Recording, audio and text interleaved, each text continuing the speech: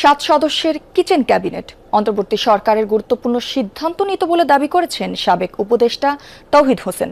জানান, প্রতি মঙ্গলবার নিয়মিত বৈঠক করতেন তারা। নিজ মন্ত্রণালয়ে একাধিক উপদেষ্টার প্রভাব ছিল জানিয়ে 3 বার পদত্যাগের সিদ্ধান্ত নেন। তবে তা গৃহীত হয়নি বলে জানান তিনি। যুক্তরাষ্ট্রের সাথে বহুল আলোচিত বাণিজ্য চুক্তি নিয়েও পররাষ্ট্র মন্ত্রণালয় কিছু জানত না দাবি করেন তৌহিদ হোসেন। তার মতে, জাতীয় নিরাপত্তা উপদেষ্টা ও বাণিজ্য উপদেষ্টা ছিলেন এর নেপথ্যে। কথা বলছেন মাহফুজ মিশু।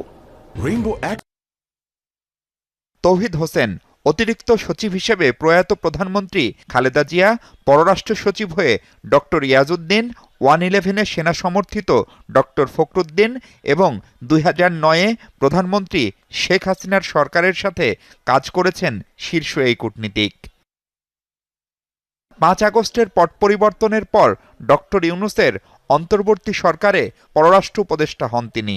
টানা 18 মাস কঠিন সময়ে কূটনীতি সামলানোর কথা থাকলেও তা নিয়ে হতাশা আছে তার। এই ক্ষেত্রে তাদের কোনো এক্সপার্টিসও নাই। তারপরেও তাদের মতামতকে যথেষ্ট গুরুত্ব দিতে হতো, কারণ উচ্চ পর্যায়ে তাদের মতামতকে গুরুত্ব দেওয়া হতো।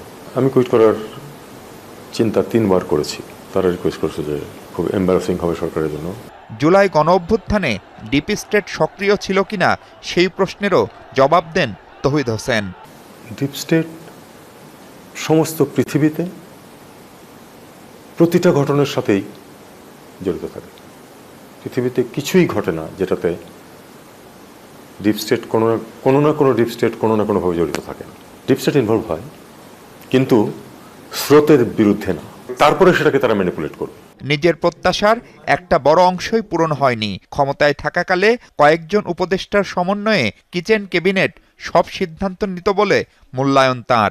কোনো এক উপলক্ষে এই কিচেন ক্যাবিনেটের একটা মিটিংয়ে আমাকে যেতে হয়েছিল যমুনাতেই, এবং আমি পরে জেনেছি যে প্রতি মঙ্গলবারে তারা বসেন।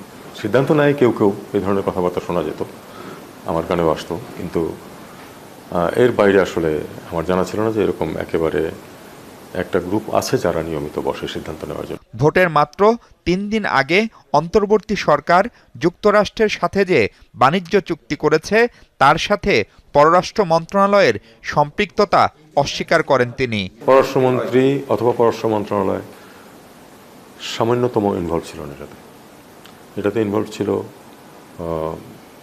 কমার্স মিনিস্ট্রি এবং ন্যাশনাল সিকিউরিটি অ্যাডভাইজার।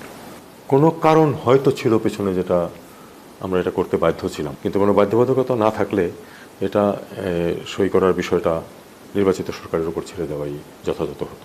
দায়িত্ব নিয়ে শেখ হাসিনাকে ফেরত চেয়ে দিল্লিকে চিঠি লিখলেও তা যে কাজে আসবে না সেটা জানতেন তৌহিদ হোসেন। জানান, নিষিদ্ধ আওয়ামী লীগের রাজনীতি নিয়ে তাঁর ভাবনা।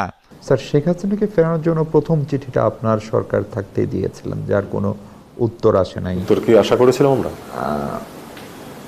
আমি আশা করিনি। আশা করেছিলাম, খুব একটা আশা করিনি। আমি মনে করি যে আওয়ামী লীগ রাজনীতি থেকে যে একেবারে আউট হয়ে গেছে বা যাচ্ছে এরকম থাকবে না। আমাদের মানুষজনের স্মৃতিশক্তি খুব দীর্ঘ না। আমি বিশ্বাস করি যে তারা রাজনীতিতে ফিরে আসবে, এবং আমার অনুমান তারা দেশের আগামী নির্বাচনে অংশ নেবে। বিএনপি সরকার নিয়ে এখনই মূল্যায়ন করতে নারাজ এই কূটনীতিক। বলছেন, যুক্তরাষ্ট্র, চীন, ভারতকে সামলানোই তারেক রহমানের বড় চ্যালেঞ্জ। ভারত, চীন, যুক্তরাষ্ট্র, আমি কোনো পক্ষেরই লোক বলে বিবেচিত হব না, আবার কেউই আমার পর খড়গহস্ত হবে না। এটাই হলো সবচেয়ে বড় চ্যালেঞ্জ, আমাদের জন্য সবসময় ছিল, এখনো তাই। মাহফুজ মিশু, যমুনা নিউজ, ঢাকা।